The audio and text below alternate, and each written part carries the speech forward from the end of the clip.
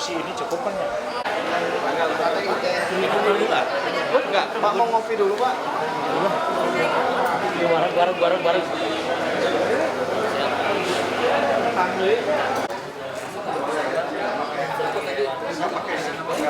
Terima kasih atas kehadiran teman-teman sekalian untuk memenuhi undangan Pak Sekda. Pak Sekda ini akan memberikan penjelasan tentang pembangunan kota ya Pak. Pembangunan kota. Nanti silakan kalau ada yang belum jelas untuk ditanyakan. Ya. Jadi izinkan dulu Pak Sekda untuk berbicara 5 atau 6 menit tentang apa yang telah dan akan dilakukan oleh pemerintah Kota Bandung. Silakan Pak Sekda.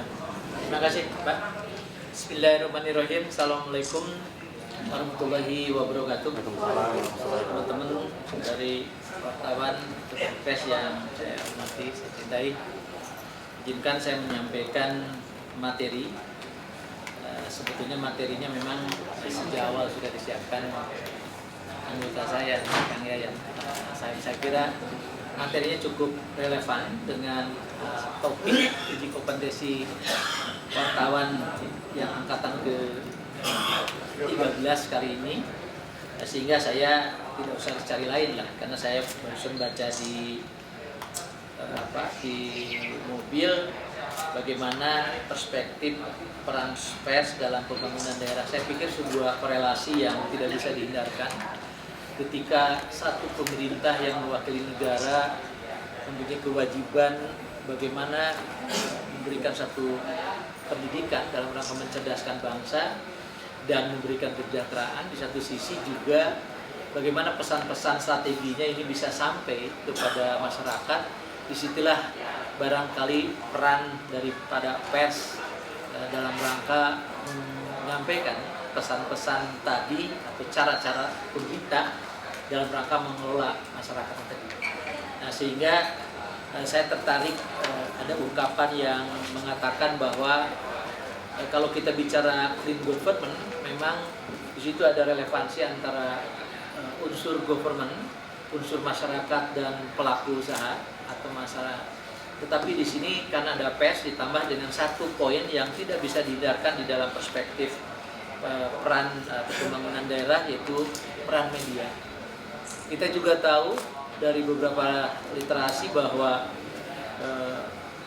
banyak perubahan-perubahan karena informasi itu banyak cara yang bisa dilakukan, dari mulai dulu ketika melalui kentongan gitu kan, jadi ada yang kentongan, kemudian juga ada yang melalui pengeras suara. Makanya sekarang dalam sebuah informasi ada debatable, sekarang tidak usah harus pakai beduk katanya, cukup dengan pengeras suara dan sebagainya. Kemudian juga ada yang menggunakan media surat kabar. Ya, kita tahu bahwa termasuk juga informasi berupa radio, televisi, komputer, dan smartphone. Nah, itu bagian dari media komunikasi yang memang terjadi di masyarakat. Jadi kalau kita melihat ke Singapura, Jepang, kota-kota maju itu sudah masuk kepada dimensi generasi Z. Ini menarik. Nah, Indonesia, terutama Bandung, kita masuk di X lah, antara X. Tapi alhamdulillah melalui kepemimpinan Pak Ridwan Kamil, Bandung sudah bisa meloncat dalam 2 digit, sejajar dengan kota-kota yang terdahulu seperti Jakarta, sehingga Smart City ini telah mendorong, alhamdulillah sejak 2016 Bandung telah mendapat predikat akuntabilitas kinerja pemerintah.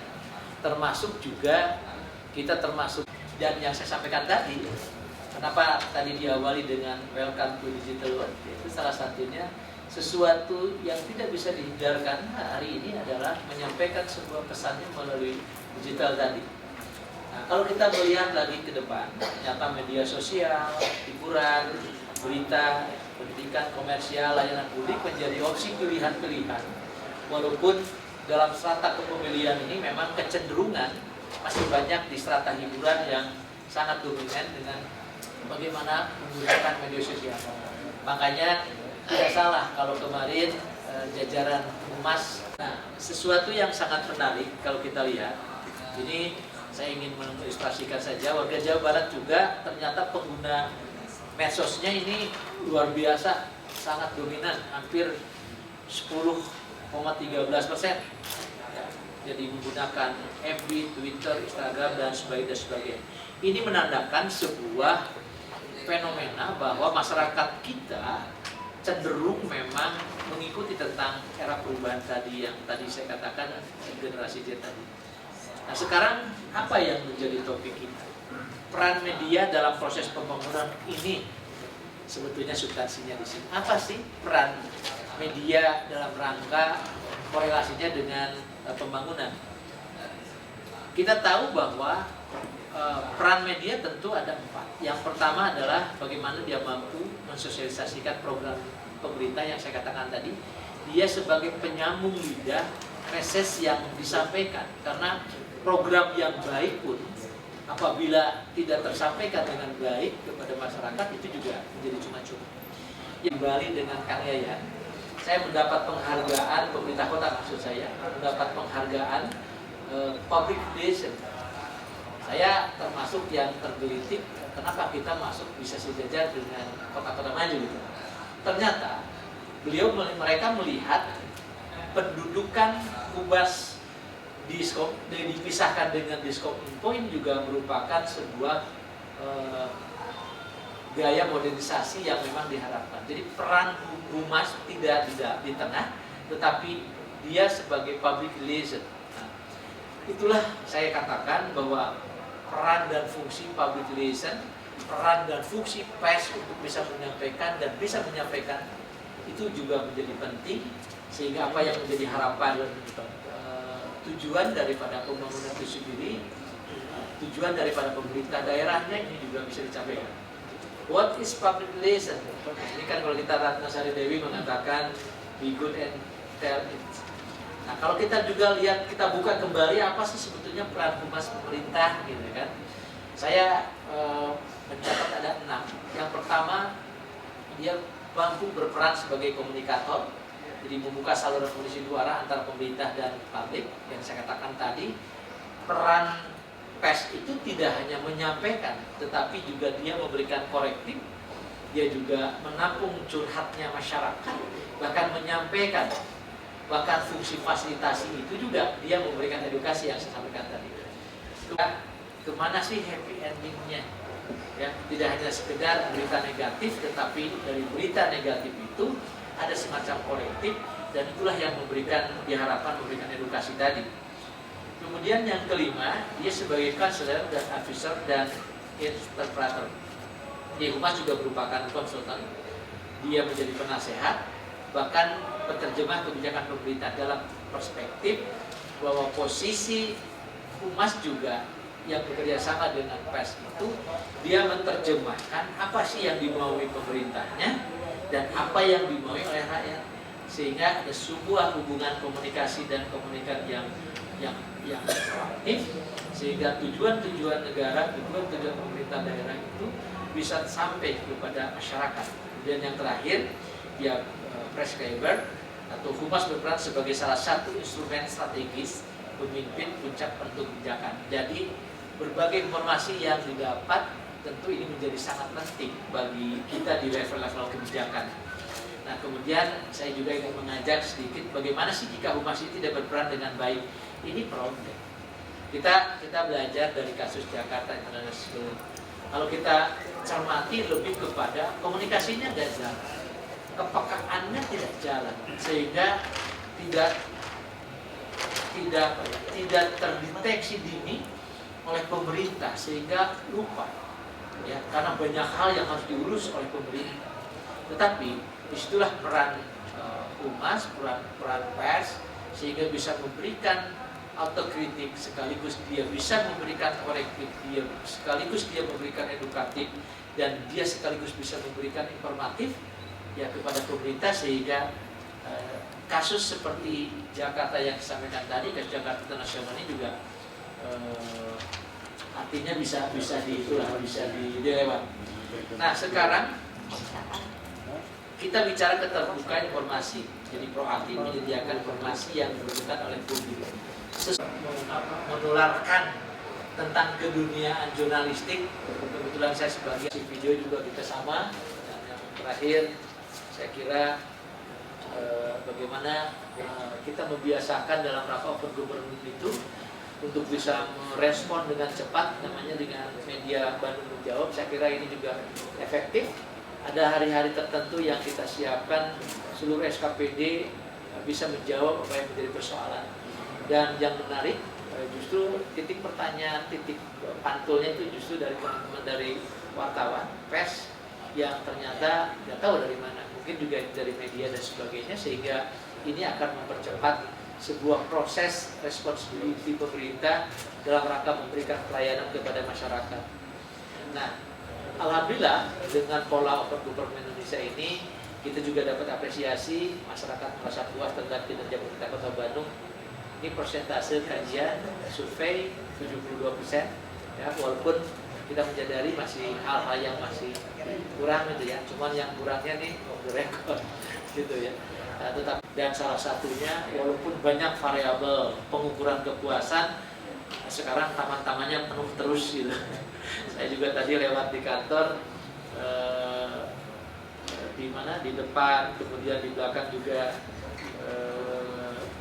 ada kaitan dengan ya taman-taman dan kolam kecil juga, masyarakat menikmati terhadap itu. Kemudian 80% masyarakat juga merasa bahagia, yaitu indeks happiness itu juga, karena juga sekarang kita coba mengembangkan taman-taman dan sebagai juga bagian dari sebuah rekayasa kota yang terus kita kembangkan. Dan yang ini semua adalah merupakan kerja keras ya dari mulai stakeholder, termasuk juga ini merupakan kontribusi teman-teman di PWI Kota Bandung. Saya kira poin pentingnya itu. Ya, terima kasih atas perhatian. Terima kasih Pak Yosi, tadi sudah Kita sudah meloncat dalam dekade 2 tahun ini dengan konsep Smart City. Bahkan kita sudah keluar dari keterpurukan, kita menjadi 3 kabupaten kota yang tercatat sebagai open government Indonesia. Dan itu salah satu poin yang tertolong oleh Smart City. Tadi saya mengatakan bahwa Smart City itu bagaimana kita ingin maju, ya, jadi berkompetisi dalam satu kabupaten kota, tetapi juga bagaimana pendekatan media sosial ataupun IT menjadi kata kuncinya, gitu kan. Bandung menjadi terbanyak pengguna media sosial. Penjelasannya sejauh mana? Ya, alhamdulillah. Tadi juga saya menyampaikan bahwa tanpa dipungkiri, hampir dari jangankan Bandung, sejauh barat aja hampir di atas 50%, hampir 60% dia menggunakan media sosial. Media sosial kan macam-macam kan, bisa tweet dan sebagainya, termasuk juga berbagai informasi lain, ya. Nah, artinya ini merupakan sebuah informasi yang sangat-sangat efektif ketika kita menggunakan dunia tadi, ya, dunia media sosial tadi. Nah, itu juga tidak dipungkiri, Bandung juga sama, gitu ya. Bandung yang saya katakan tadi, kalau katakan penduduknya yang sekarang sudah 2,3, padahal Bandung sudah disiapkan hampir 600-800. Sekarang, waduh, sudah sangat luar biasa, sehingga memang perlu percepatan informasi terhadap itu.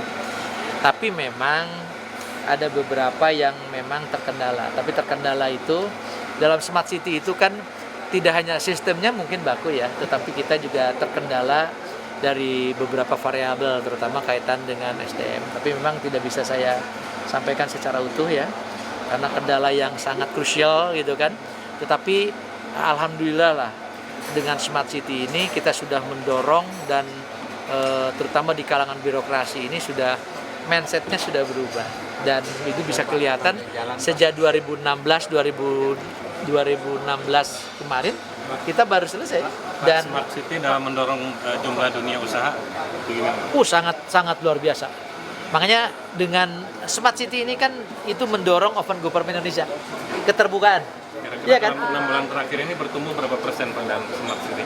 Oh, ini luar biasa kalau berdasarkan, jadi gini ya. Apa aja di dunia usaha? Dunia usaha itu hampir saya pikir loncatannya hampir di atas 30%. Ya. Kenapa? Karena kita bisa menyampaikan pesan dengan cepat ke berbagai penjuru dan sebagainya ya. Pak, dikaitkan dengan usaha tadi kan nanti kan ada kerjasama hibah Pemkot Bandung dengan Korea, dengan kawasan khusus Korea, Iya. dengan jalan layang. Nah itu gimana Pak? Kan sekarang sudah ada penolakan dari Komisi C, dari budayawan terkait dengan budaya dan sosial masyarakat yang apakah harus disiapkan langsung kawasan khusus Korea atau seperti apa? Ya enggak juga sih, ini hanya masalah persoalan komunikasi ya. Saya kemarin juga berdiskusi dengan teman-teman di Dewan bahwa problem yang utamanya tuh bukan soal pemberian hibah. Kalau hibah kan dari negara donor sepanjang tidak mengikat, saya pikir ada persoalan. Yang paling penting kan kemanfaatannya, bukan soal ini dari siapa gitu kan. Itu. Nah sehingga saya masih berdiskusi dengan teman-teman di Dewan tentang itu, tapi insya Allah lah. Karena ini kan sifatnya berupa bantuan yang sifatnya barang, nggak ada persoalan. Tapi anggarannya sebesar itu masih cukup Pak, untuk Pemkot Bandung sendiri masih menguasai anggaran sebesar itu, tidak perlu 3 menit lagi. Pak. Ya, kan kalau sifatnya hibah itu kan sesuai dengan negara pendonor ya, nah, kita nggak ada persoalan. Tetapi memang hibah-hibah yang diberikan oleh negara-negara pendonor itu sesuai yang kita ajukan. Seringkali memang tidak sesuai. Tapi sekecil apapun namanya juga hibah ya, kita sampaikan saja. Kan kekuatan kita bukan kita menggantungkan kepada negara lain. Kita juga punya kekuatan sendiri dalam rangka memberikan percepatan terhadap pembangunan. Masyarakatnya sendiri ini terkait